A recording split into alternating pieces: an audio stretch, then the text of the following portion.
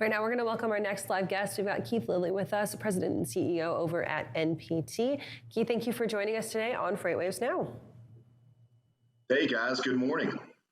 Good morning, and it's great to have you. And we're going to kind of continue a conversation that we started yesterday here on the show about the space of LTL right now. And before we get into that, talk to us a little bit about NPT and where you guys sit in the LTL space.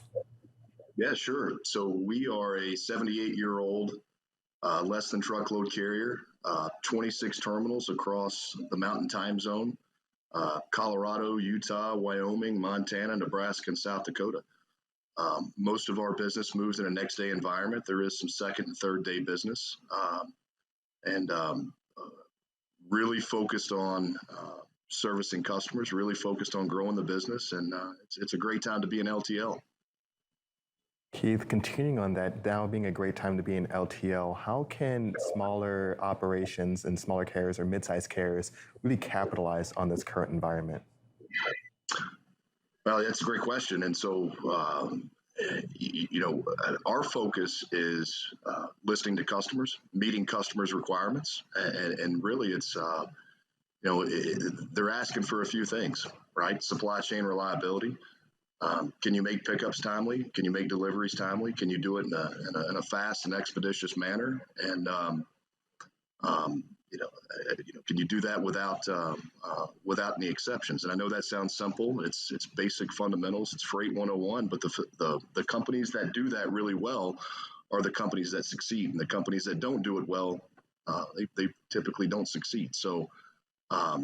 To me, it's listening to your customers, and there's plenty of opportunities out there. You just have to you've got to be able to execute on their requirements. Our title of this little segment today is, are the smaller LTL carriers keeping up with the big dogs? And by the big dogs, we're talking Old Dominion, we're talking ArcBest, we're talking these companies who have seen just out of the water numbers in OR and in revenue over the last 2 years or so.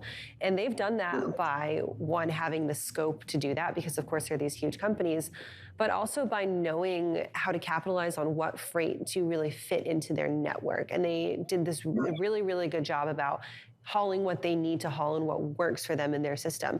Can you guys talk about how that strategy fits in if you're a smaller to a mid-sized carrier, and how important it is when you don't have necessarily those huge resources to make sure that your freight network is absolutely spot on?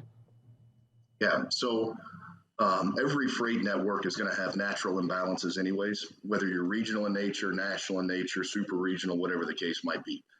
And so the first piece of that is you're always trying to protect those imbalances and sell into the underutilized capacity as best you can.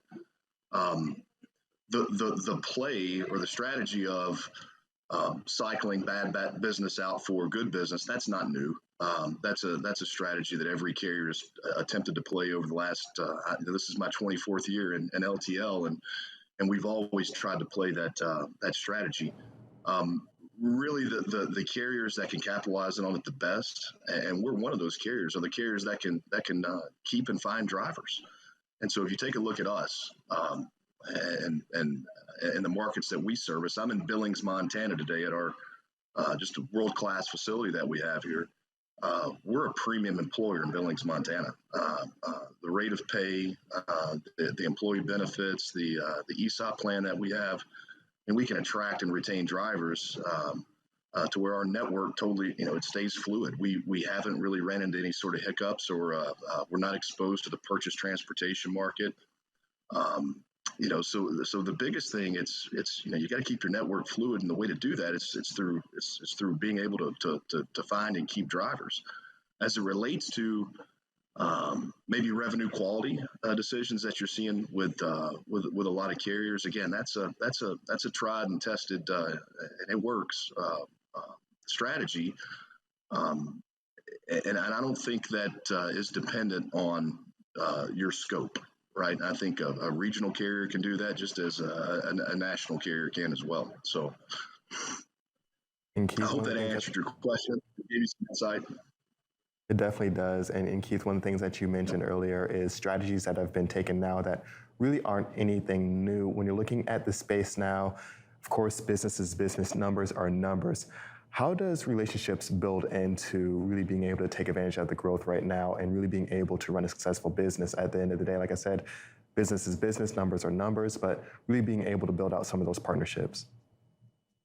Yeah, it's always been a relationship business and probably always will be. It's different today than what it was when I started, right? You've got intermediaries, 3PLs that change those relationships a little bit. But we've got a great event tonight in Billings. We're gonna have an event where we're visiting with about 100 different customers, and that's going to be outstanding. But there's those relationships, right, that are just normal after hours entertainments, and then you have the best way I know how to build relationships is to ensure that we're putting reliability in our customer supply chains.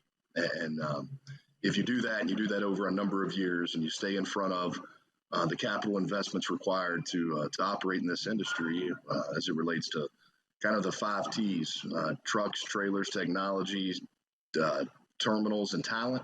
If you do those things and you drive some reliability to your customers, the relationships will stay strong. I love that, the five T's of trucking overall. Keith, when we're talking about smaller to mid-sized carriers in the truckload space, they're often the ones who feel the first effects or feel the most threatened when it comes to market downturns. Are small to mid-sized carriers in the LTL market facing that same kind of pressure right now? Or is there still the opportunity for them to perform really, really well and capitalize on the market as LTL continues to be kind of this overflow valve for truckload capacity? Yeah, great question. So we're always at risk, right? So we're kind of squeezed between two big behemoths with truckload, and then on the larger side, and then obviously the big parcel carriers. So we're in between those two modes, and that risk has always been there. I feel like we're certainly at NPT, we're a lot more insulated, again, because we can keep and find drivers, right? And that's kind of the key to this thing. We're not exposed to the spot market really in any way. And so a lot of your smaller truckload carriers, they have a big exposure there. We don't see that. I can't speak for the other small LTL carriers, but or smaller to medium size, but I seriously doubt that their networks are exposed to the spot market in any way. So the risk there is a little bit different. It's the big risk for us is always going to be just where we sit in the market. LTL's maybe 50 billion a year. Truckload it dwarfs that at 800 billion. Obviously, the parcel piece of it is massive, and so you always have mode shifts depending on what the economy's doing. But it's a very difficult industry to enter. And if you take a look at our network, 26 pieces of real estate that we own, roughly 300 tractors, 800 trailers. That's not an easy thing to replicate. And so we're pretty confident about where we sit. And speaking of that space, where does NPT fit specifically within the LTL carrier space, drilling down into it? Yeah, so there are roughly, there are roughly 37, 38, maybe 40 pure play LTL carriers out there. We're going to be on the smaller side of that, right? I think we would rank about 32, 31. We're privately held, so revenue and bottom line numbers, we hold that close to the vest. But we excel in the market and in the footprint in which we operate in. Awesome, Keith. Well, it's been great to get some perspective from this side of things, and thank you for being willing to join us this morning. If people want to get in touch with you guys, maybe about some LTL services across the Mountain West, where can they go to do that? Yeah, you bet. Visit us at nopk.com. Check out our website. You can see transit times, the service footprint that we offer, and just reach out to us directly. We've got 26 facilities. You can just walk right into any of them and speak to us in person as well. Keith, thank you so much for joining us this morning. We'll be sure to check back in with you. All right, we're going to head over to Sydney Edwards right now, and she's got our next check of headlines for the